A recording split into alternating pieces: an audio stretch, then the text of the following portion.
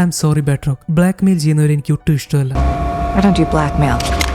അങ്ങനെ പറഞ്ഞ് ഷാരോൺ തോക്കെടുത്ത് ബാട്രോക്കിനെ വെടിവെച്ച് കൊല്ലുവാണ്. അങ്ങനെ ബാട്രോക്കിന്റെ കഥ അവസാനിച്ചു. പക്ഷെ ഈ സമയത്ത് തോക്കെടുക്കുമ്പോൾ തന്നെയാണ് വെടിവെക്കാൻ പോകുന്നതെന്ന് വിചാരിച്ചിട്ട് കാളി ഷാരോണിനെ വെടിവെക്കുന്നുണ്ട്. ഇനി ഇതും ഷാരോണിന്റെ പ്ലാൻ ആണോന്ന് എനിക്ക് അറിയില്ല. ഇങ്ങനെ വെടികൊണ്ട് വീണാ സാം ഒരിക്കലും ഷാരോണിനെ സംശയിക്കില്ലല്ലോ. ഈ ശബ്ദം കേട്ട് സാം അങ്ങോട്ട് ഓടി വരുന്നു. കാളി, നീ എന്തൊക്കെ ചെയ്തുകൊണ്ടിരിക്കുന്നത്? നീ ഇപ്പൊ കുറെ പേരെ കൊന്നു, ഇനി ഇത് തന്നെ തുടരാനാണോ പ്ലാൻ? ഇന്ന് 10 പേരാണ് കൊല്ലുന്നതെങ്കിൽ നാളെ നീ 100 പേരെ കൊല്ലേണ്ടി വരും. ഇതിങ്ങനെ എത്ര നാൾ തുടർന്നു പോകാൻ പറ്റും? ഞാൻ നിന്നെ സഹായിക്കാം. നീ ആദ്യം ഈ അക്രമങ്ങളൊന്ന് നിർത്ത്. വേണ്ട സാം, നീ എന്നെ പറഞ്ഞ് എന്റെ മനസ്സ് മാറ്റാൻ നോക്കണ്ട, ഞാൻ മാറില്ല. അങ്ങനെ പറഞ്ഞ് കാളി സാമിന് നേരെ തോക്ക് ചൂണ്ടുവാണ്. ഷാരോൺ പെട്ടെന്ന് അവളെ ശ്രദ്ധ മാറ്റാൻ നോക്കുന്നു. ഈ സമയത്ത് സാം അവളെ ഓടിച്ചെന്ന് തടയാൻ നോക്കുന്നുണ്ട്. കാളിക്ക് ദേഷ്യം വന്നിട്ട് അവള് സാമിനെ ആഞ്ഞടിക്കാൻ തുടങ്ങി. അവളൊരു സൂപ്പർ സോൾജർ ആയതുകൊണ്ട് ഭയങ്കര പവർഫുൾ ആണല്ലോ. സാം അവന്റെ ഷീൽഡ് വെച്ച് അവളുടെ ഇടിയൊക്കെ തടയുന്നുണ്ട്. പക്ഷെ അവൻ തിരിച്ച് ഫൈറ്റ് ചെയ്യുന്നില്ല. സാം അവളെ പറഞ്ഞ് മനസ്സിലാക്കാനാണ് നോക്കുന്നത്. എനിക്ക് പറയാനുള്ളത് എന്താന്ന് വെച്ചാൽ, നല്ലവനാവാം, ഒരുപാട് നല്ലവനാവരുത്. സാമിന്റെ സ്വഭാവം എങ്ങനെയാണെങ്കിൽ അധികം വൈകാതെ ആരെങ്കിലും അവൻ അടിച്ചു കൊല്ലും. അവൻ ഫൈറ്റ് ചെയ്യാതെ പറഞ്ഞ് മനസ്സിലാക്കാൻ നിൽക്കുകയും ചെയ്യും. കാളിയുടെ ഇടികളെ തടയാൻ സാം അവന്റെ പുതിയ സ്യൂട്ടും ഷീൽഡ് ഉപയോഗിക്കുന്നുണ്ട്. കുറെ സക്സസ്ഫുൾ ആവുന്നുണ്ട്.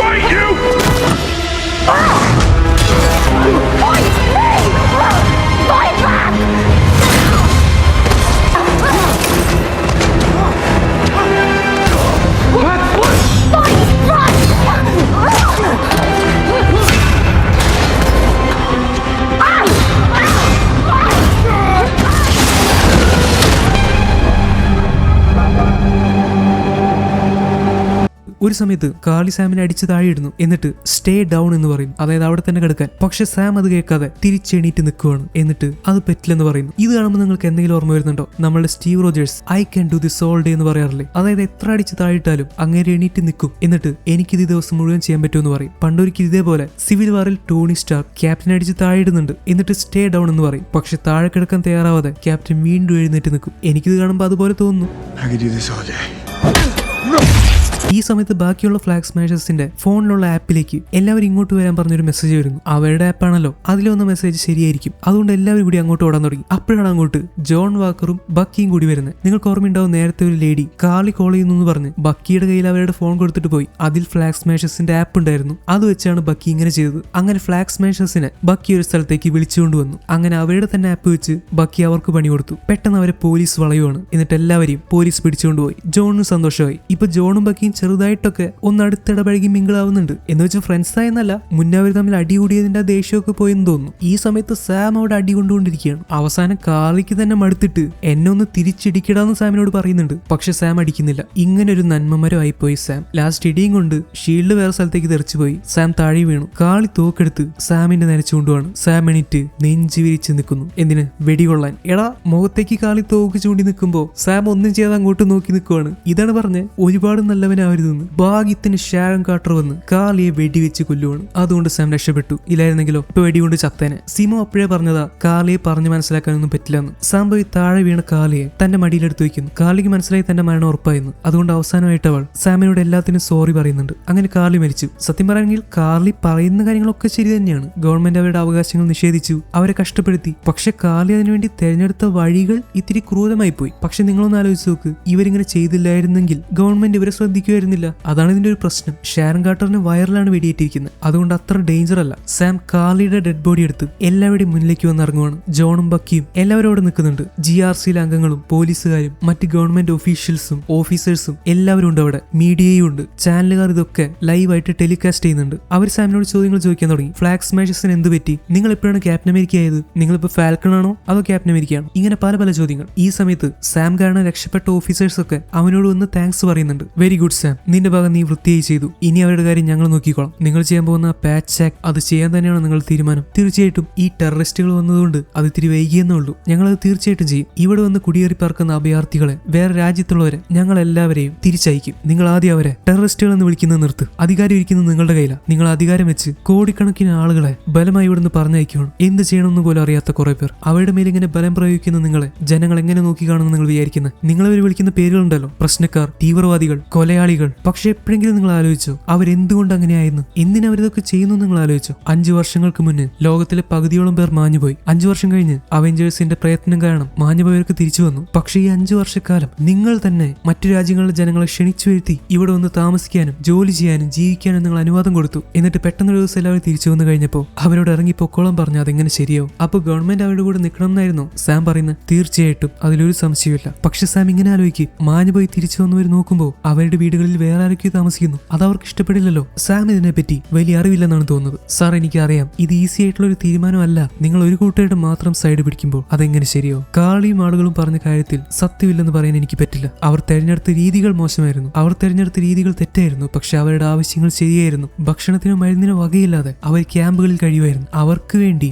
ഗവൺമെന്റ് അനുവദിച്ചിട്ടുള്ളത് പോലും അവരിലേക്ക് എത്തുന്നുണ്ടായിരുന്നില്ല. അതൊക്കെ ഇല്ലീഗലായിട്ട് ഗവൺമെന്റിന്റെ തന്നെ പല ഏജൻസും പൂഴ്ത്തി വെച്ചിരിക്കുകയായിരുന്നു. ഇതൊക്കെ ഗവൺമെന്റിനോട് പറയാൻ അവർ ശ്രമിച്ചു. പക്ഷെ ആരും കേട്ടില്ല. ആരും സഹായിക്കാനില്ലാത്തവരെ പോലെ കുറെ നാൾ അവർ കഴിയേണ്ടി വന്നു. ഇന്ന് നിങ്ങൾക്ക് മനസ്സിലായി കാണും ആരും രക്ഷിക്കാനില്ലാതെ മരണത്തിന് നേർക്കുനേർ കാണുന്നത് എങ്ങനെയാണെന്ന്. അവർ ഓരോ ദിവസവും അങ്ങനെയാണ് ജീവിച്ചിരുന്നത്. ഞാനൊരു കറുത്ത വർഗ്ഗക്കാരനാണ്. ഇന്ന് ഞാൻ അമേരിക്കയുടെ ഒരു പ്രതീകം പോലെ നിങ്ങളുടെ മുന്നിൽ നിൽക്കുന്നുണ്ടെങ്കിൽ എനിക്കും കുറച്ച് കാര്യങ്ങളൊക്കെ അറിയാം. അതിൽ സംശയമൊന്നുമില്ല. അത് മാത്രമല്ല എനിക്ക് വേറെയും ചില കാര്യങ്ങൾ അറിയാം. ഞാൻ ക്യാപ്റ്റൻ അമേരിക്കയുടെ ഈ സ്യൂട്ട് ഇട്ട് നമ്മളെല്ലാവരും ബഹുമാനിക്കുന്ന സ്റ്റീവ് റോജേഴ്സ് ഉപയോഗിച്ച അതേ ഷീൽഡ് പിടിച്ചിങ്ങനെ നിൽക്കുമ്പോൾ ഒരുപാട് പേർക്ക് അത് ഇഷ്ടപ്പെടുന്നുണ്ടാവില്ല. ലക്ഷക്കണക്കിന് പേർ എന്നെ വെറുക്കുന്നുണ്ടോ? ഇപ്പൊ പോലും എനിക്ക് അത് ഫീൽ ചെയ്യാൻ സാധിക്കുന്നുണ്ട്. പക്ഷെ ഓരോരുത്തരും എന്നെ പറ്റി എന്ത് ചിന്തിക്കുന്നു എന്നത് എനിക്ക് മാറ്റാനാവില്ല. എന്നെ കൊണ്ട് പറ്റുന്ന കാര്യങ്ങൾ എനിക്ക് ചെയ്യാനാവുമെന്നേ ഉള്ളൂ. ഞാനൊരു സൂപ്പർ സോൾജർ അല്ല, ഞാൻ അതിശക്തനല്ല. എന്റെ തൊലി കറുത്തിട്ട. സ്റ്റീവ് റോജേഴ്സിനെ പോലെ അത്ര നല്ല മുടിയോ നീല കണ്ണുകളോ അതൊന്നും എനിക്കില്ല. പക്ഷെ ഒന്നുണ്ട്, സ്റ്റീവ് റോജേഴ്സിനെ പോലെ തന്നെ തെറ്റിനെതിരെ നിൽക്കാനുള്ള ചങ്കുറപ്പ്. ഒരുമിച്ച് നമ്മൾക്ക് ഈ ലോകത്തെ ഒരു നല്ല സ്ഥലമാക്കി മാറ്റാനാവുമെന്ന പ്രതീക്ഷ, നീതിക്കെതിരായി ഒന്നും ചെയ്യില്ലെന്നുള്ള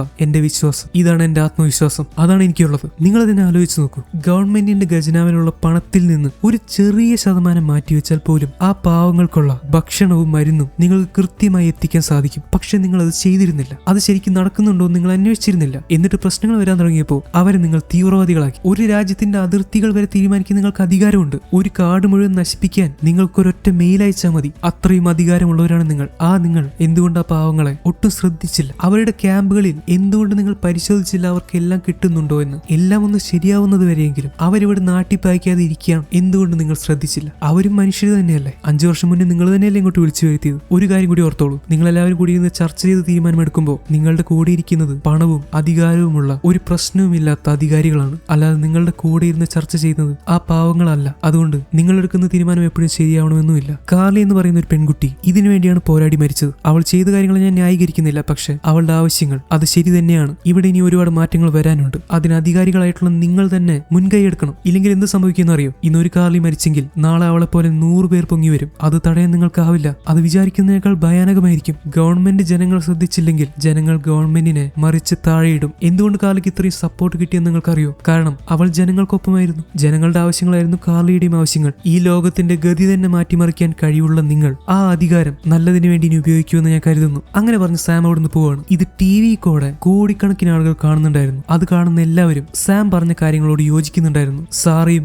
ഐസിയ ബ്രാഡ്ലിയും അങ്ങനെ നിരവധി പേര് ഇത് കണ്ടു. അവർക്ക് അഭിമാനം തോന്നി. സാം പറയുന്നതൊക്കെ കേട്ട് ജോണിന് പോലും തോന്നിപ്പോയി ഒരുപക്ഷെ തന്നേക്കാൾ ക്യാപ്റ്റൻ ആവാൻ അർഹൻ സാം തന്നെയാണെന്ന്. ക്യാപ്റ്റൻ ആവാനുള്ള തീരുമാനം സാം എടുത്തതിൽ ബക്കിക്കും വലിയ സന്തോഷം തോന്നി. ജോണും സാമും ഒരു വട്ടം പരസ്പരം നോക്കുന്നുണ്ട്. ഒരുപക്ഷെ അവർ തമ്മിൽ ഇപ്പോ ശത്രുതയൊന്നും ഉണ്ടാവില്ല. എന്നാൽ അവരൊന്നും പറയുന്നില്ല. ജോൺ അങ്ങോട്ട് നടന്നുപോയി. എന്തായാലും സാമിന്റെ സ്പീച്ചൊക്കെ നല്ല അടിപൊളിയായിരുന്നെന്ന് ബക്കി പറയുന്നുണ്ട്. ബക്കി ഇപ്പൊ സാമിനെ ക്യാപ്റ്റൻ എന്ന് വിളിക്കാൻ തുടങ്ങി. സാം അത് അംഗീകരിച്ചു. ഇപ്പൊ ഷാരൻ കാർട്ടർ വെടികൊണ്ട ഭാഗമൊക്കെ ഇങ്ങനെ തുണി കൊണ്ട് പൊത്തിപ്പിടിച്ച് നിൽക്കുവാണ്. അവർ ഷാരനോട് പെട്ടെന്ന് ഹോസ്പിറ്റലിലേക്ക് പോകാന്ന് പറയുന്നുണ്ട്. കുഴപ്പമില്ല സാം, പതുക്കെയാലും മതി. എന്തായാലും ഇതിനേക്കാൾ മോശം കാര്യങ്ങളൊക്കെ എനിക്ക് സംഭവിച്ചിട്ടുണ്ട്. എന്തായാലും ക്യാപ്റ്റൻ അമേരിക്ക ആയിട്ടുള്ള നിന്റെ സ്യൂട്ടൊക്കെ അടിപൊളിയാണ്, നിനക്ക് നന്നായിട്ട് ചേരുന്നുണ്ട്. അവിടെ വെച്ച് എനിക്ക് കാർലിയെ കൊല്ലേണ്ടി വന്നതിൽ വിഷമമുണ്ട്. പക്ഷെ വേറെ വഴിയൊന്നും ഉണ്ടായിരുന്നില്ല. ഇങ്ങനെയാണ് ഷാരൻ പറയുന്നത്. ഷാരൻ ഒടുക്കത്തെ അഭിനയം. അവൾ എന്തിനാണ് കറക്റ്റ് സമയത്ത് കാർലിയെ കൊന്നതെന്ന് വെച്ചാൽ അങ്ങനെ ചെയ്തില്ലെങ്കിൽ കാർലിയിൽ നിന്ന് സാം മനസ്സിലാക്കും ഷാരൻ തന്നെയാണ് പവർ ബ്രോക്കർ എന്ന്. ബക്കി ഷാരനെയും കൊണ്ട് ഹോസ്പിറ്റലിൽ പോകും. ഈ സമയത്ത് സാം ഷാരനോട് പറയുന്നുണ്ട്, ഞാൻ നിനക്ക് തന്ന സത്യം, അതായത് പ്രോമിസ് മറന്നിട്ടില്ല. നിന്റെ മേലുള്ള രാജ്യദ്രോഹ കുറ്റമൊന്നും ഇനി ഉണ്ടാവില്ലെന്ന്. സോ അതൊക്കെ ഷാരന് വേണ്ടി സാം ശരിയാക്കി കൊടുക്കും. ഈ സമയത്ത് ഒരു ഓഫീസർ വന്ന് സാമിനോട് ഒരു ഫ്ലാഗ് സ്മാഷറിനെ കൂടി പിടിക്കാനുണ്ടെന്ന് പറയുന്നു. ആ ഹെലികോപ്റ്റർ ഓടിച്ച് വെള്ളത്തിലേക്ക് വീണവനുണ്ടല്ലോ അവന്റെ കാര്യം പറയുന്നത്. സാം വളരെ സന്തോഷത്തോടെ തന്നെ അവനെ പിടിക്കാൻ വേണ്ടി പോവാണ്. ഇപ്പൊ ഫ്ലാഗ് സ്മാഷേഴ്സ് ഒക്കെ പിടിയിലായി. അവരെയൊക്കെ പോലീസുകാർ ജയിലിലേക്ക് മാറ്റാൻ പോവാണ്. അങ്ങനെ എല്ലാവരും വണ്ടി കയറി. അപ്പോഴാണ് മനസ്സിലാവുന്നത് ഈ വണ്ടിയെ കൊണ്ടുപോകുന്ന ആളുകൾ അവരും ഫ്ലാഗ് സ്മാഷേഴ്സിൽ പെട്ടവരാണ്. ഒരു ഓഫീസർ നൈസായിട്ട് ജയിലിലേക്ക് കൊണ്ടുപോകുന്നവരോട് പറയുന്നു 1 വേൾഡ് 1 പീപ്പിൾ എന്ന്, ഒരേ ലോകം ഒരേ ജനത എന്ന്. അതായത് അയാളും ഫ്ലാഗ് സ്മാഷേഴ്സിൽ പെട്ട ആളാണ്. അപ്പോ പോകുന്ന വഴിക്ക് ഇവരെങ്ങോട്ടെങ്കിലും രക്ഷിച്ചുകൊണ്ട് പോകാനായിരിക്കും ഇയാളുടെ പ്ലാൻ. അങ്ങനെ വണ്ടി പതുക്കെ നീങ്ങി തുടങ്ങി. പക്ഷെ എന്താണ് സംഭവിച്ചതെന്ന് വെച്ചാൽ നിമിഷങ്ങൾക്കുള്ളിൽ ഫ്ലാഗ് സ്മാഷേഴ്സിൽ പെട്ട സൂപ്പർ സോൾജിയേഴ്സ് കയറിപ്പോയ ആ വാൻ ബോംബ് പൊട്ടി കത്തി അമരുകയാണ്. അങ്ങനെ അതിന്റെ ഉള്ളിലുണ്ടായിരുന്ന സൂപ്പർ സോൾജിയേഴ്സ് ഒക്കെ ഒറ്റയടിക്കില്ലാതെയായി. ദൂരെ ഒരു കാറിൽ ഒരു വയസ്സായ ആൾ ഇരിക്കുന്നുണ്ട്. ഇയാൾ എവിടെയോ കണ്ടുപരിചയമുണ്ടല്ലേ? നിങ്ങൾക്കറിയാലോ, ബാരൺ സിമോ ഒരു കാര്യം നടത്തണം എന്ന് വിചാരിച്ചാൽ അത് നടത്തിയിട്ടേ പോകൂ. ബുദ്ധിരാക്ഷസനായ വില്ലനാണ് അവൻ. എന്താണ് കാര്യമെന്ന് വെച്ചാൽ വക്കാന്റെ കാർ പിടിക്കാൻ വന്നപ്പോ രക്ഷപ്പെട്ടു കഴിഞ്ഞ ബാരൺ സിമോ നേരെ പോകുന്നത് സോക്കോയിലേക്കാണ്. പിന്നെ ബക്കി അങ്ങോട്ട് വരുന്നതും വക്കാന്റെ കാർ അവനെ പിടിച്ചുകൊണ്ട് പോകുന്നതൊക്കെ നമ്മൾ കണ്ടു. പക്ഷേ അതിന്റെ ഇടയ്ക്ക് നടന്ന കാര്യങ്ങൾ നമ്മളെ കാണിച്ചിട്ടില്ല. സിമോ ബക്കിയോട് പറയുന്നുണ്ട്, നിനക്ക് കാളിയെയും ബാക്കിയുള്ള ഫ്ലാഗ് സ്മാഷേഴ്സിനെയും കൊല്ലാൻ പറ്റുമെന്ന്. ബക്കി നോ പറയുമെന്ന് സിമോക്ക് നേരത്തെ അറിയാമായിരുന്നു. അതുകൊണ്ട് തന്നെ അവൻ എന്ത് ചെയ്തെന്ന് വെച്ചാൽ സോക്കോയിൽ ചെന്ന് കഴിഞ്ഞ് കാലാകാലങ്ങളായി സിമോയുടെ വിശ്വസ്തനായ വലങ്കയായ ഓസ്നിക്കിന് ഒരു മിഷൻ കൊടുക്കുകയാണ്. താൻ പോയി കഴിഞ്ഞാലും സൂപ്പർ സോൾജേഴ്സിനെയൊക്കെ കൊന്നു കളഞ്ഞിരിക്കണമെന്ന്. യജമാന്റെ ആജ്ഞ അയാൾ അനുസരിക്കുകയും ചെയ്തു. ദ റാഫ്റ്റ് എന്ന് പറയുന്ന കടലിനടിയിലെ ജയിലിലാണ് സിമോ ഇപ്പോൾ ഉള്ളത്. അവിടെ റേഡിയോയിലൂടെ കേൾക്കുന്ന ന്യൂസിൽ അജ്ഞാതനായ ഏതോ ഒരാൾ ബോംബ് സ്ഫോടനം നടത്തിയപ്പോൾ സൂപ്പർ സോൾജിയേഴ്സ് എല്ലാം മരിച്ചുപോയെന്ന വാർത്തയാണ് വരുന്നത്. ഇത് കേട്ട് സിമോ ചിരിക്കാൻ തുടങ്ങി. അങ്ങനെ സിമോ സമാധാനമായിട്ട് കിടന്നു.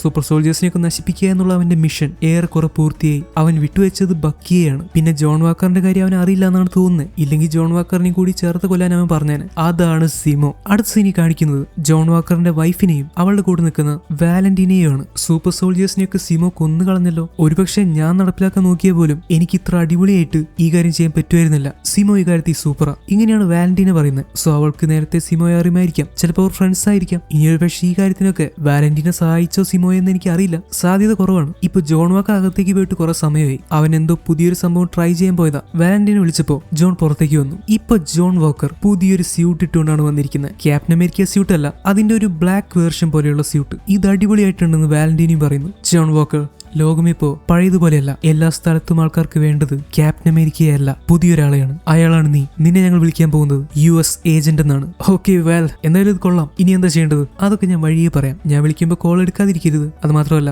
എന്നെ ഇനി വാൽ എന്ന് വിളിക്കേണ്ട. അതെനിക്കത് ഇഷ്ടപ്പെടുന്നില്ല. ഓക്കെ മാഡം, തീർച്ചയായിട്ടും നമുക്ക് ഉടനെ കാണാൻ സാധിക്കട്ടെ. വാലന്റീനെ പോവാണ്. ഇപ്പൊ ജോൺ വാക്കർ ഭയങ്കര ഹാപ്പി ആയിട്ട് ഐ എം ബാക്ക് എന്ന് പറയുവാണ്. അവന്റെ വൈഫും ഹാപ്പിയാണ്. കാര്യം എന്താന്ന് വെച്ചാൽ ക്യാപ്റ്റൻ അമേരിക്ക ആവാനോ സൈന്യത്തിൽ ചേരാനോ ഇനി പറ്റില്ലെങ്കിലും ഒരു പുതിയ ഓർഗനൈസേഷന്റെ അല്ലെങ്കിൽ ഒരു സീക്രട്ട് ഏജൻസിയുടെ ഭാഗമായിട്ട് പ്രവർത്തിക്കാനുള്ള ഒരു അവസരം ജോണിന് കിട്ടുവാണ്. ഒരുപക്ഷെ നല്ല സാലറിയും അവർ കൊടുക്കുന്നുണ്ടാവും. ഇപ്പൊ അവൻ അറിയപ്പെടുന്നത് US ഏജന്റ് എന്നാണ്. ക്യാപ്റ്റൻ അമേരിക്കയ്ക്ക് കാര്യങ്ങൾ ചെയ്യണമെങ്കിൽ നിയമപരമായിട്ടുള്ള കുറെ തടസ്സങ്ങളുണ്ടാവും. പക്ഷെ US ഏജന്റിന് അത് നോക്കേണ്ട ആവശ്യമില്ല. അടുത്ത സീനി കാണിക്കുന്നത് ബക്കിയാണ്. അവൻ യൂരിയ പൂപ്പിന്റെ അടുത്തേക്ക് ചെന്നിരിക്കുന്നു. വളരെ രാത്രിയായി ബക്കിയെ കണ്ടതുകൊണ്ട് എന്ത് പറ്റിയെന്ന് അപ്പൂപ്പൻ ചോദിക്കുന്നുണ്ട്. എന്നിട്ട് ബക്കി ഉള്ളിലേക്ക് വിളിപ്പിക്കുന്നു. അവിടെ അപ്പോഴും അദ്ദേഹത്തിന്റെ മകന്റെ ചിത്രത്തിന്റെ അടുത്ത് വിളക്കൊക്കെ കത്തിച്ചു വെച്ചിട്ടുണ്ട്. ഇപ്പൊ ബക്കി വന്നിരിക്കുന്നത് സാം അവനോട് പറഞ്ഞതുപോലെ എല്ലാ കാര്യങ്ങളും യൂരിയോട് തുറന്ന് പറയാൻ വേണ്ടിയിട്ടാണ്. എനിക്കൊരു കാര്യം പറയാനുണ്ട്, അത് നിങ്ങളുടെ മകനെ പറ്റിയാണെന്ന് പറഞ്ഞ് ബക്കി സംസാരിക്കാൻ തുടങ്ങി. നിങ്ങളുടെ മകൻ കൊല ചെയ്യപ്പെട്ടതാണ്. അവനെ കൊന്നത് വിന്റർ സോൾജർ എന്ന് പറയുന്ന ഒരു കൊലയാളിയാണ്. അത് ഞാനായിരുന്നു. മോനെ, നീ എന്താ പറയുന്നത്? ഞാനായിരുന്നു വിന്റർ സോൾജർ. പക്ഷെ എന്റെ മനസ്സ് എന്റെ കയ്യിലായിരുന്നില്ല.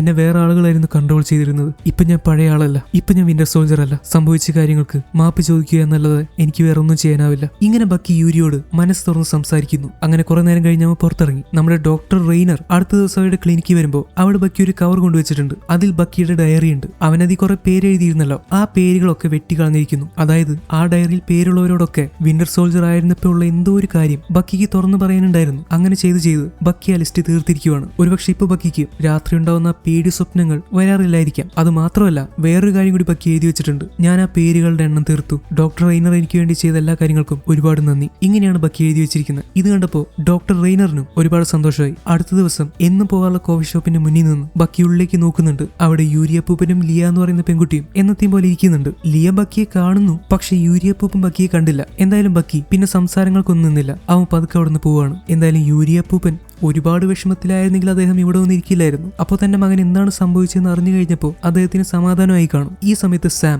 ഐസിയ ബ്രാഡ്ലിയെ കാണാൻ വേണ്ടി വീട്ടിലേക്ക് വരുവാണ്. അച്ഛന്റെ പ്രഷർ കൂട്ടാൻ താൻ പിന്നെയും വന്നോന്നാണ് മോൻ ചോദിക്കുന്നത്. മോനും സാമിനെ ബ്ലാക്ക് ഫാൽക്കൺ വീണ്ടും വന്നോന്നാണ് ചോദിക്കുന്നത്. മോനെ, നീ അങ്ങനെ പറയുന്ന ഒട്ടും ശരിയല്ല. ഹേയ് സാം, അവൻ പറഞ്ഞതിലൊരു തെറ്റുണ്ട്. നീ ഇപ്പോ ഫാൽക്കൺ അല്ല, പക്ഷെ നീ ഇപ്പോഴും ബ്ലാക്ക് ആണ്. എന്തായാലും ഇങ്ങനെ ബ്ലാക്ക് എന്ന് പറയുന്നത് കൊണ്ട് ഇവർക്ക് പ്രശ്നമൊന്നും തോന്നുന്നില്ല. അവർ തമ്മിൽ പരസ്പരമുള്ള ഒരു തമാശയായിരിക്കും അത്. സത്യാവസ്ഥ പറയുകയാണെങ്കിൽ ഈ ബ്ലാക്ക് എന്ന് പറയുന്നത് ഒരു കുറ്റമല്ല, അതൊരു ഒരു നിറമാണ്, മറ്റേതൊരു നിറം പോലെയാണ് അതും. ഒരാളുടെ തൊലിയുടെ നിറം വെച്ച് നമ്മൾ ആരെയും അളക്കാൻ പാടില്ല. ഏത് നിറത്തിലോ ജാതിയിലോ മതത്തിലോ ആണായാലും പെണ്ണായാലും ആരായാലും എല്ലാവരിലും നല്ല ആളുകളും മോശ ആളുകളും ഉണ്ടായിരിക്കും. അതാണ് നമ്മൾ ആദ്യം തിരിച്ചറിയേണ്ടത്. താടി മുടി വളർത്തിയതുകൊണ്ട് കഞ്ചാവാണെന്ന് പറയാറില്ലേ? അപ്പോൾ ക്ലീൻ ഷേവ് ചെയ്ത ആരെയും കഞ്ചാവ് ഉപയോഗിച്ചതിന് പിടിച്ചിട്ടേ ഇല്ലേ? സോ ഇതൊക്കെ ഒരു മുൻധാരണ മാത്രമാണ്. ഒരാൾ കറുത്തിട്ടാണെന്ന് പറഞ്ഞാൽ അതൊരിക്കലും ഒരു തെറ്റല്ല. ആ കറുത്ത നിറം മോശമാണെന്ന് വിചാരിക്കുമ്പോഴാണ് അതൊരു തെറ്റാവുന്നത്. പിന്നെ ചിലർ പറയുന്ന ഒരു കാര്യമുണ്ട്, അവൻ കറുത്തിട്ടാണെങ്കിലും അവന്റെ മനസ്സ് വെളുത്തിട്ടാണ്. അതിലൊക്കെ എന്താ അർത്ഥമുള്ളത്? അപ്പോഴും നിങ്ങൾ വെളുപ്പിന് തന്നെയല്ല അവിടെ നല്ലതാക്കി കാണിക്കുന്നത്. ശരിക്കും അങ്ങനെയൊന്നും പറയാനേ പാടില്ല. ഐസിയ ബ്രാഡ്ലിക്ക് സാം ക്യാപ്റ്റൻ അമേരിക്ക ആവാൻ തീരുമാനിച്ചതിലും അതിനെ ജനങ്ങൾ അംഗീകരിച്ചതിലും ഭയങ്കര സന്തോഷമുണ്ട്. അത് മാത്രമല്ല, സാം പറഞ്ഞ കാര്യങ്ങൾ കേട്ട് ആളുകളെ രാജ്യത്ത് നിന്ന് പുറത്തു കടത്തുന്ന കാര്യം ഗവൺമെന്റ് ഒന്നുകൂടി നിർത്തിവെച്ച് ആലോചിക്കുന്നു. ജനങ്ങൾക്ക് ആവശ്യമുള്ള കാര്യങ്ങൾ കുറച്ചുകൂടി നന്നായി ചെയ്യാൻ അവർ തീരുമാനിച്ചിട്ടുണ്ട്. ഇങ്ങനെ കുറെ മാറ്റങ്ങൾ ഉണ്ടായതുകൊണ്ട് ഐസിയക്കും സന്തോഷമുണ്ട്.